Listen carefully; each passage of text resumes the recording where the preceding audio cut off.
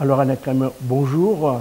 Merci tout d'abord de nous avoir reçus ici dans votre QG de campagne pour pouvoir parler avec et expliquer aux Soissonnaises et aux Soissonnais votre Gardons le cap. Hein. Alors vous avez 66 ans, Alain Clément. Vous avez 66 ans, vous êtes un ancien chef d'entreprise et naturellement pour gérer une ville comme Soissons, il faut quand même avoir des connaissances. Et sur ce point, je pense que depuis 2014 que vous avez repris la mairie de Soissons, tout se passe très bien.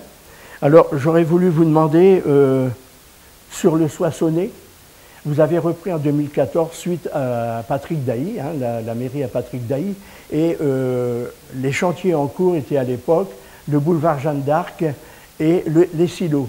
Vous avez terminé justement ces travaux. C'est fini. Vous pouvez en dire deux mots du boulevard? Tout d'abord, je voudrais vous remercier de m'accorder, comment dirais-je, une possibilité de m'exprimer dans ma permanence et vous souhaiter la bienvenue. Bien sûr, je suis un ancien chef d'entreprise, on est toujours chef d'entreprise dans l'âme et depuis 2014, nous avons pris, où nous sommes arrivés aux responsabilités, effectivement, nous avons repris un certain nombre de dossiers qui étaient en gestation. Non seulement ce ne sont pas des dossiers, vous avez parlé du boulevard Jeanne d'Arc, le boulevard Jeanne d'Arc, rien n'avait été fait. Et qui plus est, si on regarde le dossier tel qu'il était auparavant et celui que vous trouvez maintenant, ils sont sans commune mesure, ils n'ont rien à voir. Donc nous avons intégré ce projet à notre projet. Alors, au niveau de notre projet, puisqu'il faut parler maintenant projet, ce mandat se termine avec un certain nombre de réalisations dont on pourra parler si vous le souhaitez. Notre projet va s'articuler autour de trois axes. Travailler, protéger, respirer. Et avec un quatrième axe que nous aurons, bien sûr, sur lequel nous sommes en train de travailler, qui est rassemblé autour des valeurs et de l'identité du territoire soissonnais, autour de la culture, autour du sport et aussi autour de tout ce qui est association caritative. Alors, protéger tout d'abord. Protéger, c'est bien sûr garantir à l'ensemble des Soissonnais, quel que soit leur quartier, la tranquillité. Et donc, nous allons renforcer une nouvelle fois les effectifs de la police municipale avec une vision d'une police municipale 24-24. Nous allons aussi les protéger en prenant une nouvelle fois l'engagement de ne pas augmenter leur impôt et donc de redonner du pouvoir d'achat aux Soissonnais. Ensuite, vous savez que protéger, j'en ai dit deux mots, travailler, c'est aussi continuer, faire du travail et de l'emploi notre priorité numéro 1. Aujourd'hui, depuis 2014, après une restructuration du service économie, nous avons de belles réussites. Et chacun le sait, ici à Soissons, des entreprises comme Ouch, un grand logisticien, ou encore Rockwool, qui va s'installer et dont la première production est prévue pour septembre 2021, sont vraiment des réussites du département économie au niveau de la communauté d'agglomération du Soissonnais. Enfin, respirer, c'est un secret pour personne. Le réchauffement climatique est vraiment là, et on a pu s'en rendre compte cet été avec des températures qui sont allées au-delà de 42 degrés. Et donc nous voulons prendre ce problème au bras-le-corps et nous avons un vrai projet de végétalisation avec ce qu'on a appelé le plan 1000 arbres. Nous prenons l'engagement que pendant notre mandat, 1000 arbres soient plantés dans tous les quartiers. Nous prenons l'engagement aussi de végétaliser davantage, à la fois en toiture, les murs, dans tous les quartiers. Et ce, pour réduire cette empreinte carbone, mais aussi pour redonner un peu de fraîcheur dans l'ensemble de nos quartiers qui aujourd'hui, il est vrai, sont parfois trop minéralisés. Voilà les engagements que nous prenons avec les Soissonnais et engagements sur lesquels nous sommes en train de travailler aujourd'hui. Je voudrais rappeler que cette démarche est une démarche de co-construction. Nous avons travaillé en amont avec des groupes de travail sur des thématiques. Ces groupes de travail ont rendu leurs travaux, qui a donné lieu à un questionnaire que nous avons mis à disposition de l'ensemble des Soissonnais, qui commence à répondre. On en est à plus de 600 réponses aujourd'hui. Donc bien sûr, nous tiendrons compte de ce qu'on retrouvera dans le que nous avons mis à disposition de l'ensemble des Soissonnais, qui commence à répondre. On en est à plus de 600 réponses aujourd'hui. Donc bien sûr, nous tiendrons compte de ce qu'on retrouvera dans les questionnaires. Et puis cette permanence aussi, qui est un lieu d'échange, de partage. Et les gens n'hésitent pas à venir interpeller les élus qui sont là pour nous donner leur avis et apporter leur vue sur le prochain programme que nous voulons porter. Alors on parlait de l'emploi. On sait que dans les Hauts-de-France, c'est 12% de chômeurs. Dans l'Aisne, c'est critique quand même, on est à 11,1%. Et on a fait le forum de l'emploi il y a environ un mois à Parisot, et on s'est rendu compte qu'il y avait des demandes. Il y a des demandes, mais qui ne sont pas assumées. C'est-à-dire que les gens ne sont pas qualifiés. Est-ce que vous pouvez en parler un petit peu, justement? Oui, alors je l'ai dit, quand on parle de travailler, notre priorité numéro 1, bien sûr, c'est l'emploi. Deux choses. Bien sûr, on a encore un taux de chômage très élevé sur le territoire du Grand Soissons. Mais il faut regarder en tendance. Effectivement, aujourd'hui, à Soissons, nous avons un taux de chômage qui est sensiblement supérieur, par exemple, à celui que l'on trouve dans le Lannoy. Mais dans la tendance à la baisse, nous sommes premiers. Ça veut donc dire que le marché de l'emploi est en train de reprendre.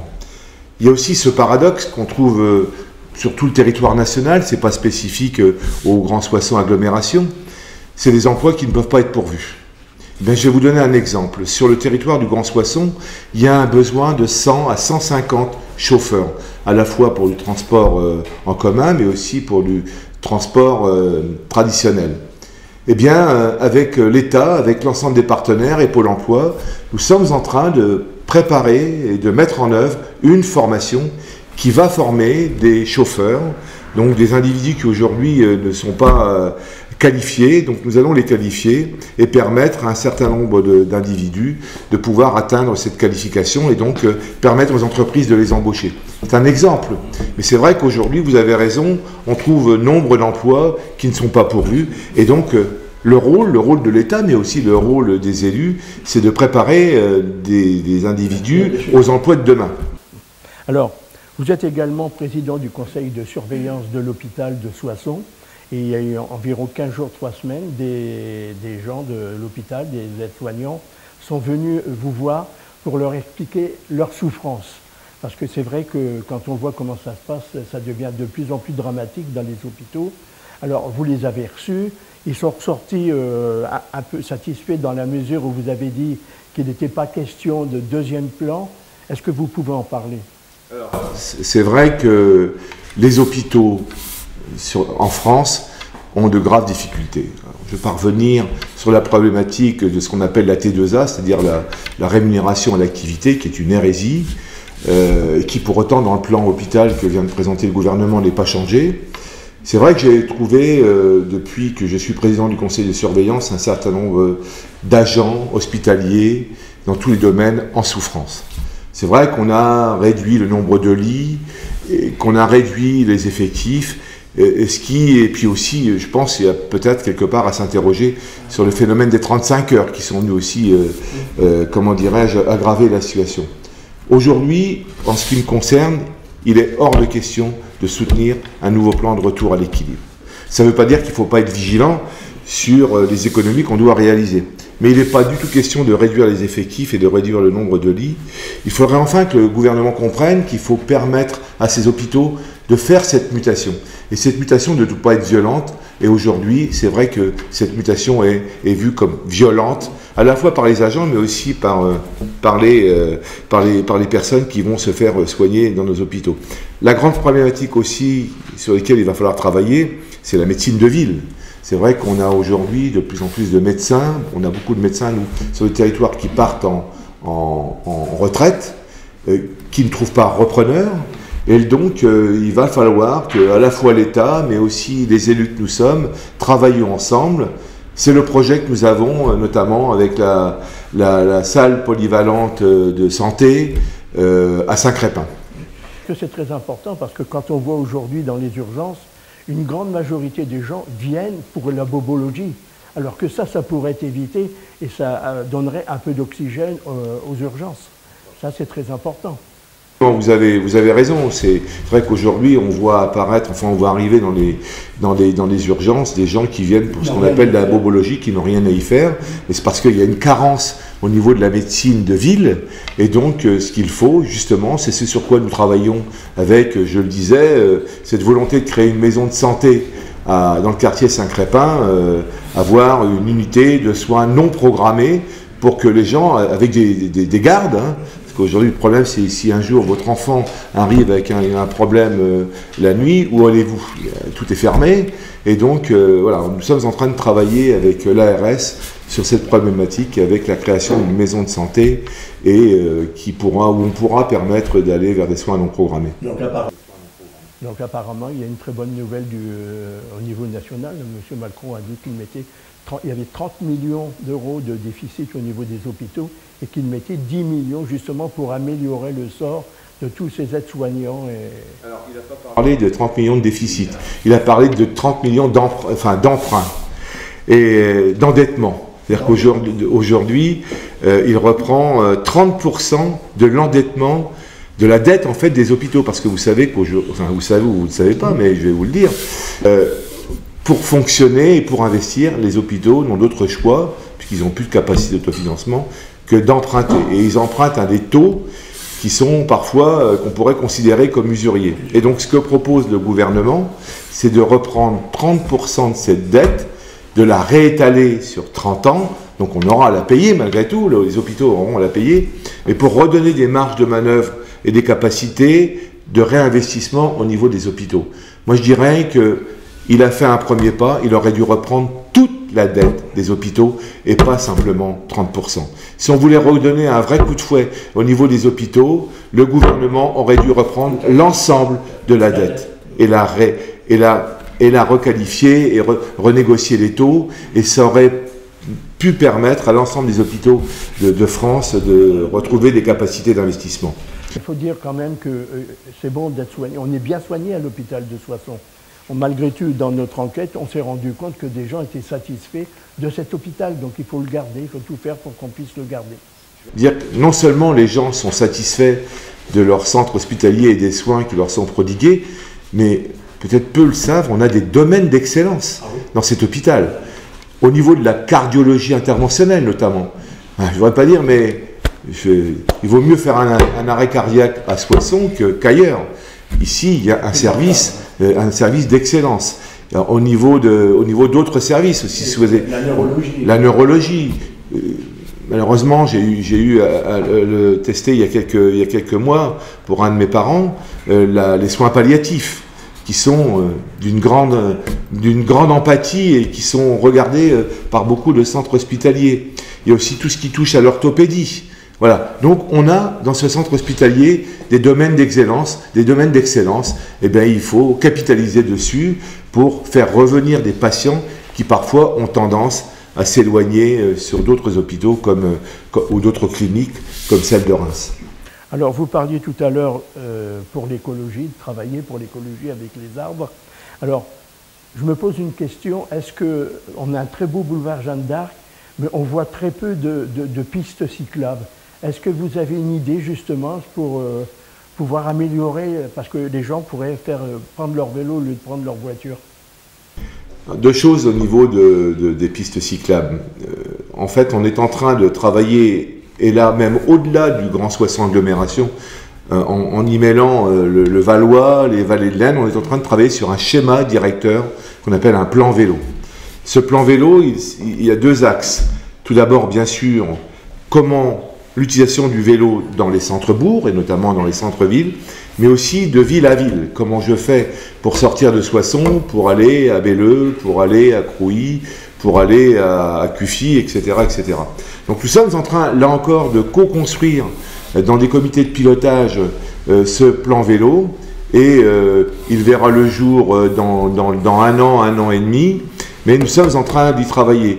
Ça n'exclut pas qu'à Soissons, il y a quand même déjà quelques pistes cyclables, pas toujours d'excellente qualité, mais c'est une problématique que nous avons pris là encore à bras-le-corps pour faire que se déplacer en vélo demain soit possible. Alors on parlait de la sécurité tout à l'heure, vous avez dit que la sécurité était un point important. pour les Soissonnaises et pour les Soissonnais. Parlons des caméras, la vidéo-verbalisation. C'est tout nouveau. Est-ce que c'est quelque chose qui va se généraliser dans tout le Soissonnais? On parle d'abord de vidéoprotection. Les caméras ne sont là que pour protéger les citoyens. Et j'ai maintes exemples que je pourrais citer sur ce que ça nous a permis de faire pour trouver des délinquants. Vous parlez de vidéo-verbalisation.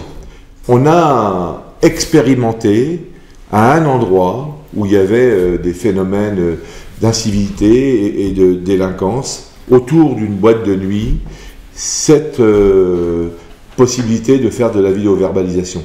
On est en train d'expérimenter, on va faire après une étude, un retour d'expérience, et c'est en fonction de ce retour d'expérience qu'on verra si demain on veut l'expérimenter dans d'autres endroits que là où se situe cette boîte de nuit. Donc il n'est pas question aujourd'hui de vidéo-verbaliser dans tous les quartiers 24-24. D'abord, le centre de supervision urbaine n'est pas encore construit. On pourra peut-être en dire deux mots tout à l'heure. Les locaux de la police municipale ne sont pas encore construits. Et donc, il faut mettre derrière les caméras, il faut mettre des hommes. Là, on voulait vraiment expérimenter et voir comment on pouvait agir sur les incivilités, surtout, plus que de la délinquance, les incivilités autour de cette boîte de nuit. A priori, ça a l'air de fonctionner. Donc, attendons le retour d'expérience. Alors, on va parler maintenant du cœur de ville, puisque c'est un projet qui est très important à vos yeux. Ce cœur de ville pour le commerce. C'est vrai qu'on vient de se rendre compte que des grosses entreprises comme Lidl viennent de reprendre But, et là, on va avoir un super magasin. Il y a aussi sur la zone du Moulin, Aldi qui voulait construire à la place de M. Bricolage. Est-ce que c'est pas une gêne pour les commerçants du centre-ville?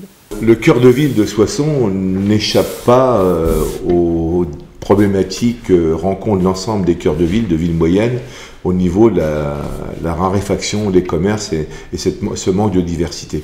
C'est pour ça que dès que nous sommes arrivés aux responsabilités, nous avons pris là encore le problème à bras-le-corps avec le lancement d'un plan commerce sur 3 ans, d'une valeur de 2 millions d'euros, qui à la fois accompagne les commerçants dans la création de leurs projets, permet aussi de prendre en charge 50% de leurs taxes foncières. On a mis aussi, puisque nous sommes en train de faire des travaux dans le cœur de ville qui gênent le commerce, un plan pour indemniser les commerçants et donc qui fonctionne très bien. On a mis en place une taxe sur les friches commerciales, on a mis en place un certain nombre de dispositifs, notamment au niveau avec le FISAC, qui permet d'aider, d'accompagner les commerçants dans leur rénovation de façade ou d'enseigne. Voilà. Aujourd'hui, on peut dire qu'on est en train de réussir. Si vous regardez le cœur de ville, là où se situe l'ensemble des commerces de proximité du cœur de ville, on voit que la tendance est en dessous de ce qu'on trouve au niveau national, mais qu'on est à la baisse par rapport à ce qu'on a trouvé en 2015. Donc, laissons faire, continuons. Maintenant, notre projet, c'est continuer la requalification des espaces publics, avec notamment en 2020-2021, continuer la rue du Collège et la rue Saint-Christophe jusqu'à la place Saint-Christophe avec les mêmes modalités, les mêmes matériaux de qualité, d'élégance et d'esthétisme que ce qu'on a fait rue Georges Musard, rue du Commerce et rue Saint-Quentin et rue du Collège. C'est la requalification aussi des berges de laine, et nous allons pouvoir présenter le projet berge de laine rive gauche au mois de janvier. C'est enfin le projet Villemotte qui va nous accompagner sur la requalification du cœur de ville de la place Montoux, place Fernand Marquigny, jusqu'à rue de la Bannière, et là pour arriver en bordure de rivière. On parle de la place Fernand Marquigny. Que va-t-elle devenir? Est-ce que c'est un parking? Est-ce que ça va rester une zone de marché? Un de nos projets forts aussi, c'est d'avoir pris la décision de conserver notre cinéma en cœur de ville. Beaucoup de villes ont fait le choix de mettre leur cinéma en périphérie et donc de créer là des zones de périphérie à vocation culturelle et ludique. Nous, notre cinéma à Soissons, c'est un fer de lance. C'est un des piliers de la culture que l'on veut redévelopper, et donc il restera dans le cœur de ville, la décision a été prise et l'opérateur, CGR, va nous accompagner, va travailler avec nous. Aujourd'hui se pose la question de où, puisqu'on sait qu'on ne peut pas le faire là où il est, les locaux sont inadaptés, et puis entre le moment où nous ferions les travaux et le moment où il serait prêt, les spectateurs seraient partis ailleurs. Et donc nous sommes en train de travailler plusieurs hypothèses, dont je ne peux pas parler aujourd'hui parce qu'elles ne sont pas arrêtées. Au niveau de la place Fernand Martilly, par exemple, tout le monde savait ce qui se passait en sous-sol, il n'y avait jamais eu de diagnostic archéologique de réaliser. Donc au mois d'août dernier, nous avons fait réaliser un diagnostic archéologique. Nous allons avoir le résultat, le rapport de ce diagnostic archéologique qui va nous indiquer ce qu'il faudrait faire si nous sommes autorisés à creuser, pas construire, pas construire. C'est une chose. Nous avons fait parallèlement réaliser aussi un diagnostic archéologique à l'évêché. Là, nous avons eu le rapport. Nous savons que si nous voulons construire quelque chose ou creuser, c'est écoutez bien, c'est 2 ans de 17 archéologues, c'est-à-dire en gros 6 à 7 millions d'euros pour pouvoir faire quelque chose, à la charge de la commune, mais bien sûr, pour pouvoir construire quelque chose. Donc vous pensez bien qu'on a replié le dossier, refermé le dossier, et que nous sommes partis sur d'autres opportunités. Donc voilà où nous en sommes.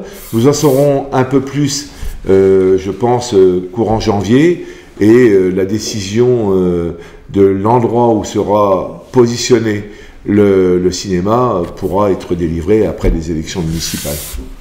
Alors les transports urbains maintenant, qu'est-ce qu'on peut dire sur les transports urbains dans le Soissonnais? Est-ce que, pour faciliter que les gens ne prennent pas leur voiture, est-ce qu'il y a quelque chose de prévu justement à ce niveau? Vous savez que la compétence du transport urbain, c'est pas la ville. C'est pas pour autant qu'on n'a pas notre avis à donner, mais c'est la communauté d'agglomération du Soissonnais.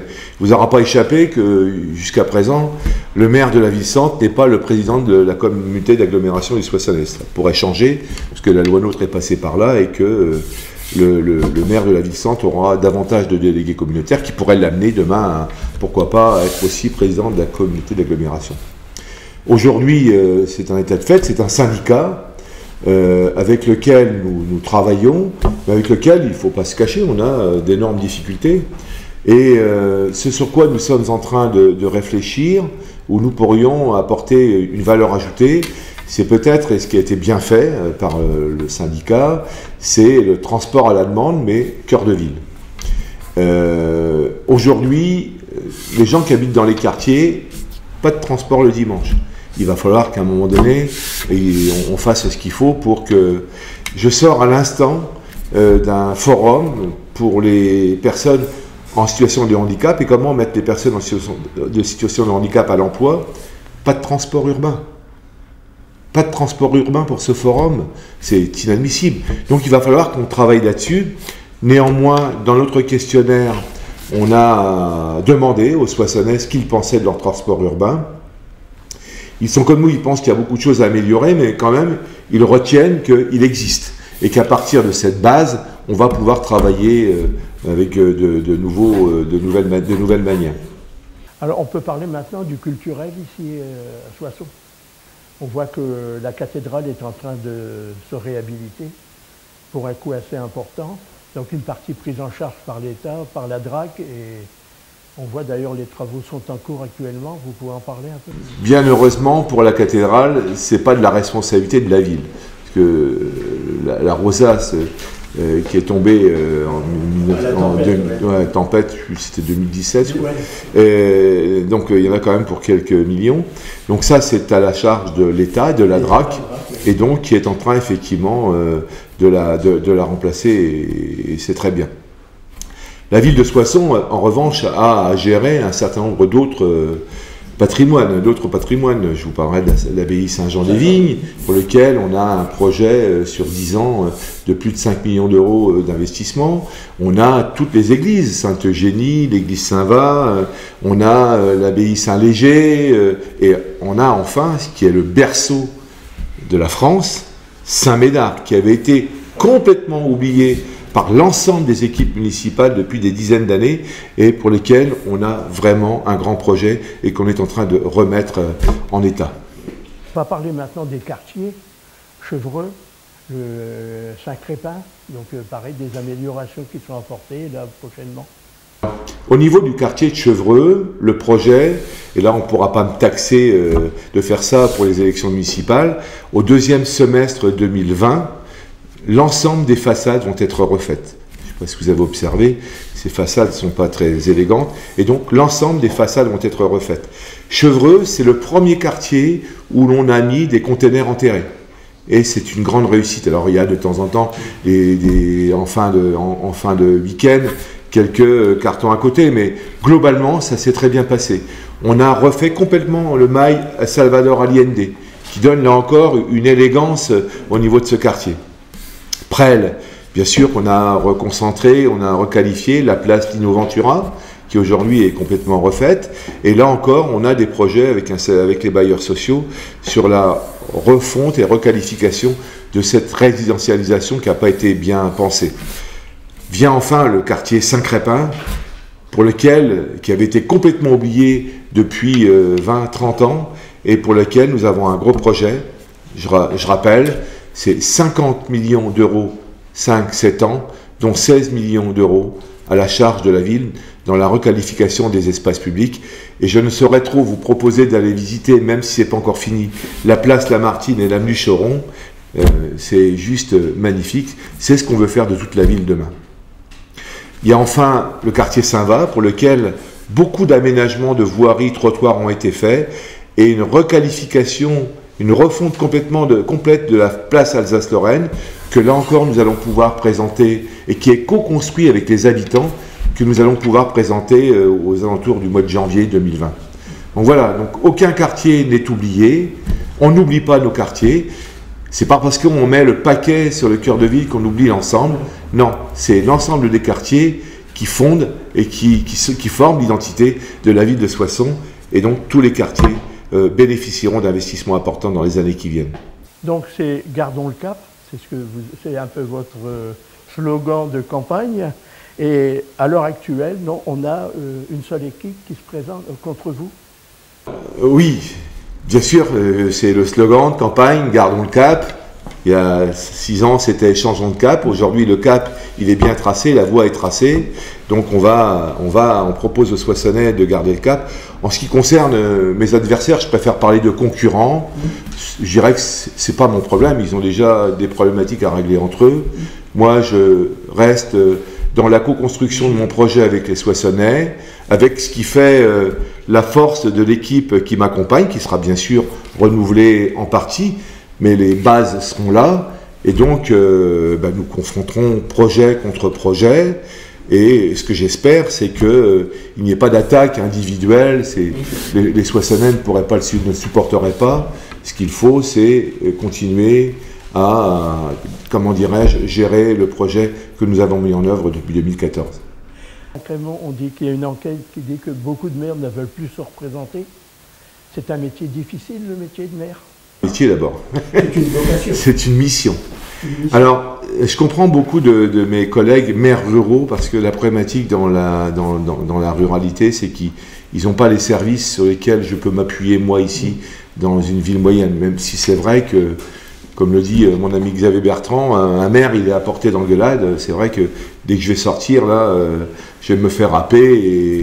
Mais c'est normal, on est là pour ça, et on est là pour améliorer le quotidien des gens.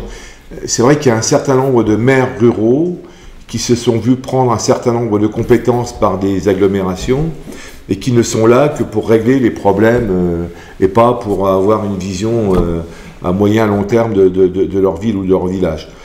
Mais bon, voilà, encore une fois, c'est pas un métier, c'est une mission. Moi, je trouve que c'est quand même une mission extraordinaire, parce que d'abord, nous sommes à portée des gens. On est au contact direct, c'est pratiquement le seul élu qui est au contact direct de la population. Et puis, on a vraiment, quand on veut, quand on a une vision, on peut modifier la vie, le quotidien des gens, et modifier une ville. On s'est rendu compte qu'on avait perdu à Villeneuve-Saint-Germain M. Raverdi, on a perdu Yvon Romello à Courmel. C'est quand même c'est des gens qui faisaient un travail formidable, et qui d'un seul coup ça s'est arrêté brutalement, quoi. Oui, c'est vrai qu'on a vu, il fait pas bon être maire. dans le Grand Soissons, puisque c'est vrai qu'avec Alain et Yvon, donc voilà, ben voilà, la vie c'est aussi cela. La vie c'est aussi cela. On pense fort à eux. Hier au conseil communautaire, on a fait une minute de silence. On a pensé très fort à eux, mais surtout aussi à leur famille. Et je pense que derrière eux, ils avaient laissé aussi une équipe et qui va permettre de reprendre le flambeau. Une équipe municipale, c'est bien sûr le maire qui l'incarne, mais derrière, il y a une équipe d'adjoints et de conseillers municipaux délégués et conseillers municipaux qui font qu'on ne peut rien faire seul. Alors, j'ai vu, vous avez fait une documentation. Est-ce que tous les Soissonnais et Soissonnais l'ont reçu? Alors, bien sûr, ça n'a pas été envoyé par la poste, on a boîté nous-mêmes. Ouais. Tous les Soissonnais l'ont eu. C'est accessible aussi, bien sûr, dans un monde digital accessible sur Internet, sur mon site, alancrémont.fr. Les gens s'arrêtent aussi et redemandent des questionnaires parce qu'on a vu le cas, par exemple, dans les familles où le mari et la femme... Écoutez, monsieur Alain Crémont, un grand merci de nous avoir accordé ces minutes. Je pense que les Soissonnaises et les Soissonnais seront heureux de pouvoir regarder sur NTV ce petit entretien que nous avons eu ensemble. Un grand courage à vous et puis gardons le cap comme vous le dites.